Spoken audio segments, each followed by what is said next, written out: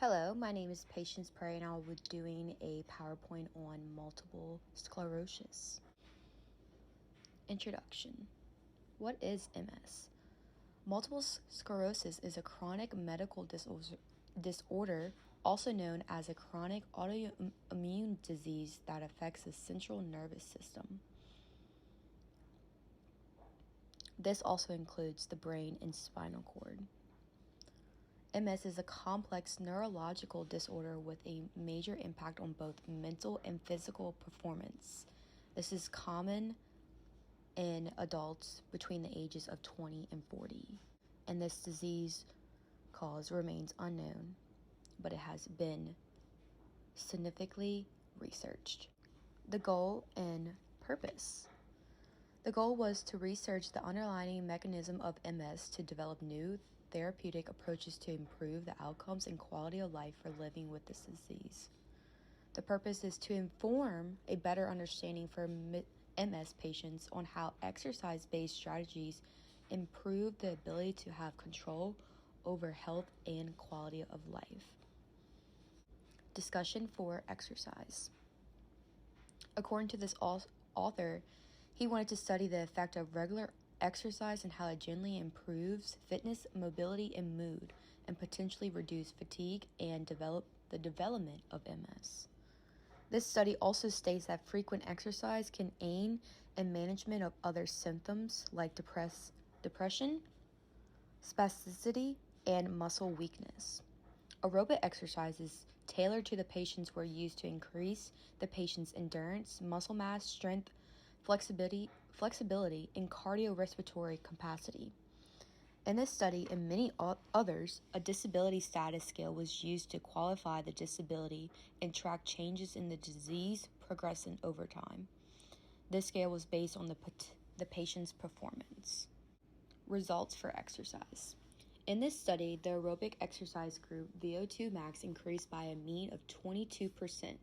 The aerobic exercise group showed a mean improvement in leg strength of 54% and a mean increase in a back strength of 18%. Research has also reassured patients that physical activity won't negatively affect their MS.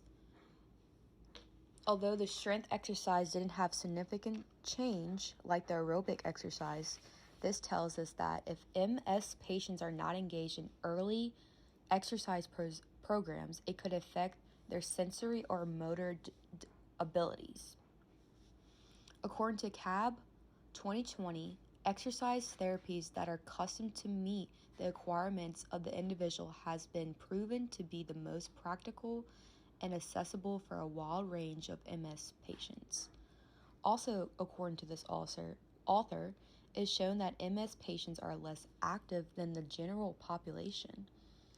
Many articles have designed exercise programs, but in my opinion, they forget to mention the importance of informing the patient of any obstacle they may encounter.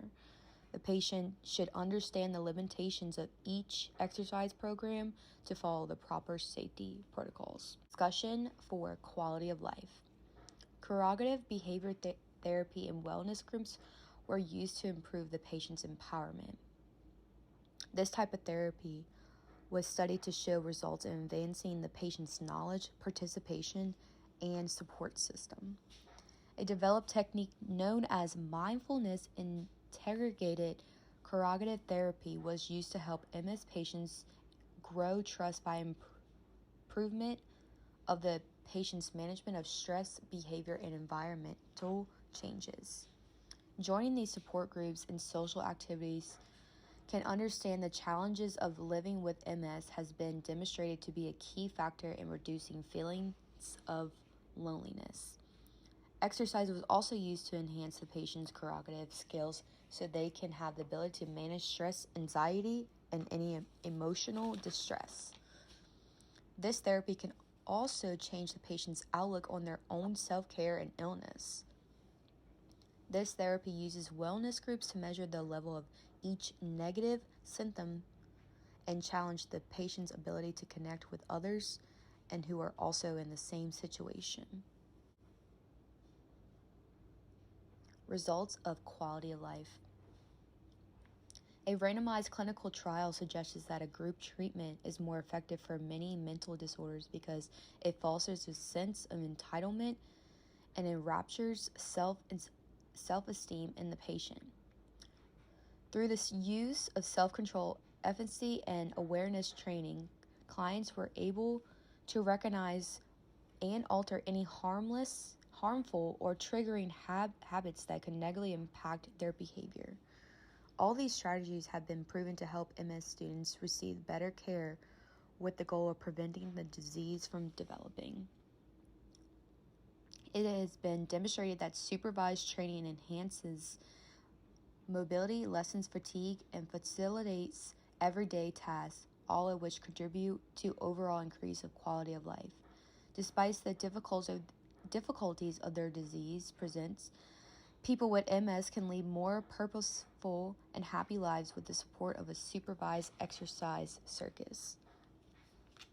Supervised exercise programs rather than unsupervised has a significant increase in the patient's confidence and physical activity levels.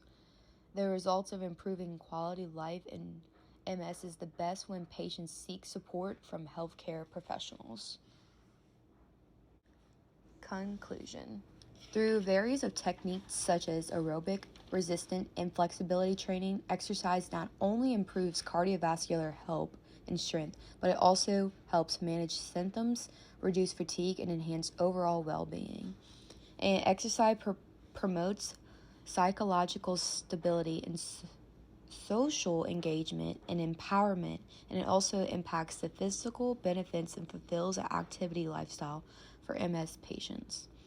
As research continues, all articles may declare that each exercise program should be custom to the patients in order to maximize the health outcomes and improve the quality of life. Thank you.